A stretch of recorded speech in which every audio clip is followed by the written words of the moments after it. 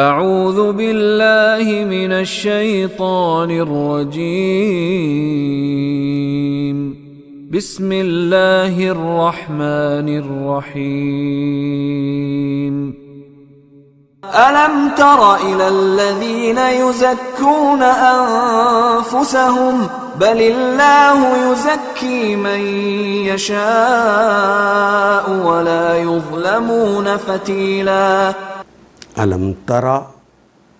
کیا تو نے نہیں دیکھا؟ وہی کلمہ الف سوال کے لیے آ گیا ہے، لم نفی بھی کرتا ہے، آخری حرف پہ جزم بھی دیتا ہے، واولز کو ختم بھی کر دیتا ہے، اور لم آ جائے تو مضارع سے پہلے آتا ہے تو ترجمہ تو اس کا ماضی میں کیا جاتا ہے۔ علم ترا، تے نے تو بتایا مضارع کی علامت ہے، لیکن لم نے کہا نہیں، اس کا ترجمہ ماضی میں کرنا ہے، اور آخری یہ جو ہے وہ تو لم کی وجہ سے حذف ہوگی۔ علم ترا، کیا تو نے نہیں دیکھا؟ الی الذین، ان لوگوں کو،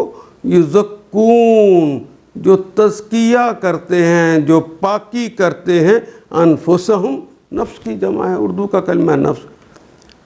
اس کی انفس، اور ہم ان سب کی، وہ اپنے جانوں کی، وہ اپنے آپ کی وہ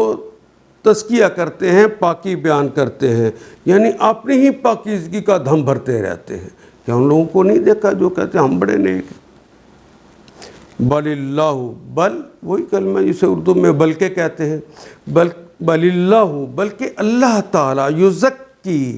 اللہ تعالیٰ پاک فرماتے ہیں، من یشاء، من جو، یشاء یا جسے، جسے یہ فعل مضارع کی علامت، شاء اس نے چاہا، یشاء وہ چاہتا ہے یا چاہے گا، وہ من یشاء جسے وہ چاہتے ہیں یا چاہیں گے، ولا یظلمون، اور وہ کہ معنی اور، لا کا مطلب نہیں، یظلمون، اصل میں تو کلمہ تھا ظالمہ یظلم، ظالمہ یظلم آنا چاہیے تھا، یہ کے اوپر زبر اور آگے زیر آنی چاہیے تھی، لیکن یہاں یا کے اوپر پیش آ گئی اور تیسرے حرف کے اوپر زبر آ گئی، زبر آ جائے